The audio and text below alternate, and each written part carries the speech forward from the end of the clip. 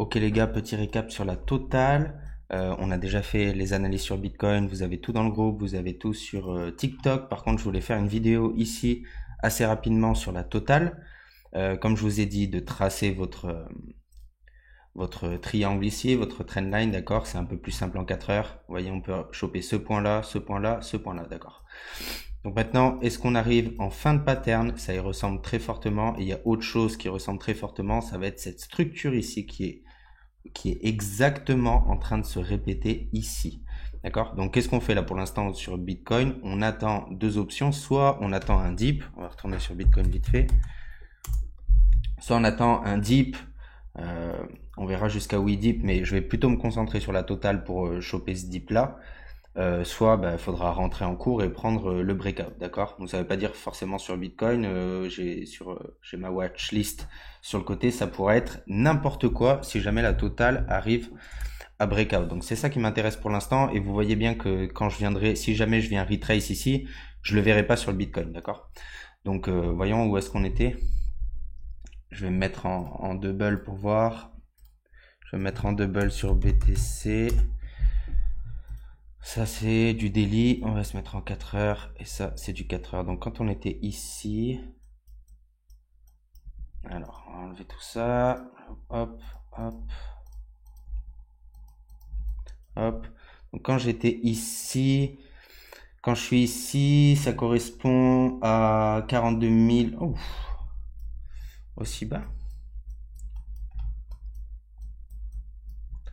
Quand j'étais ici sur la totale, ouais, c'est faisable. Ok.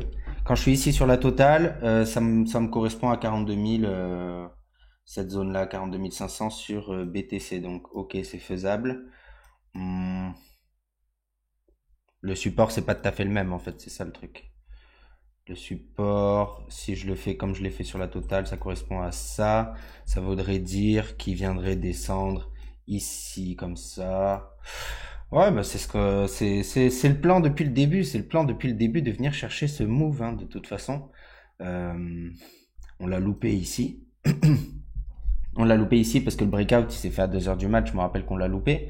Par contre, le move, c'était vraiment de venir chercher ça. Donc là, si quand j'étais là au 14 février dans ma totale, c'était hier, j'étais au support, ça correspondait à ce point sur Bitcoin, c'est jouable de venir chercher là. Alors pourquoi je dis que c'est la même structure? Tout simplement, c'est exactement la même structure. On va la regarder en 1 heure. On va la regarder en 1 heure. Donc, je suis sur mon support. Je suis sur mon support ici.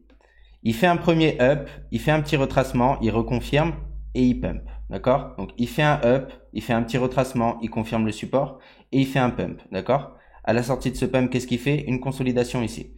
À la sortie, qu'est-ce qui fait une consolidation? Bien évidemment, elle est plus petite. D'accord? Donc là, ça a duré 1, 2, 3, 4 heures. D'accord? Là, ça a duré un peu plus longtemps. C'est la même structure en plus petit. Il fait sa consolidation. Hop, un petit round et hop, il va attaquer tout de suite en haut. Hop, il passe. Et ça par contre, ça reste exactement les mêmes supports parce que ça correspond, quand on revient dans le passé, à ce support-là, à ce support-là, d'accord? À ce support-là. Donc ça correspond au même support. Et peut-être même plus loin, on va les retrouver. Voilà, on le retrouve plus loin, que ce soit ici, que ce soit par là, c'est un point qui est important, que ce soit sur cette mèche. Donc ce support, il existe, d'accord? Ce support, il n'est pas là pour rien. Donc là, il vient encore faire effet ici. Donc là, il reteste. Qu'est-ce qu'il fait? Il vient attaquer la résistance. Il reteste. Il vient réattaquer plus tard cette même trend. Puis ensuite, il retombe sur son support qui est en train de monter. On pourra même le vérifier ici. On pourra même le vérifier ici s'il tombe, c'est-à-dire que là, il s'est rattrapé dans cette zone, sur cette truc. On pourrait avoir la même chose ici, c'est-à-dire qu'il va commencer à descendre. Il va tomber là. Les gens vont load des shorts. Les gens vont load des shorts. Les gens vont load des longs également, parce qu'ils vont se rattraper sur ce point. Vous voyez, ici. Quand on était ici, quand on est descendu là, les gens ont commencé à long. Les gens ont commencé à long ici. Et hop, la bougie qui vient baiser les longues qui sont rentrées ici. Là, ce sera pareil. Il va descendre ici. Donc, on va le faire comme ça. Il viendrait casser ça. Il viendrait casser ça, ça trigger des premiers shorts, d'accord? Comme ici. Il viendrait casser ça, ça trigger des shorts. Il descend jusqu'ici, dans cette zone-là. Là, ça va commencer à trigger des longues. ça va commencer à trigger des longs. On casse, on se récupère sur le support et après c'est parti. Ok? Ça ressemble. Ça, c'est la même structure. Ça me paraît crédible. Et de toute façon, la stratégie ne change pas. On continue à chercher des longues.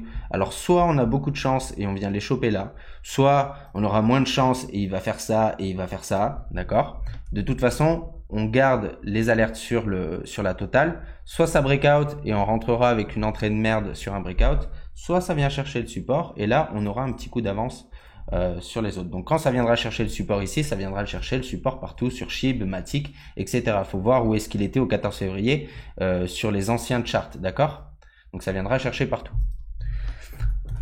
Et je crois que c'est tout pour le moment. Ok, on se recapte plus tard.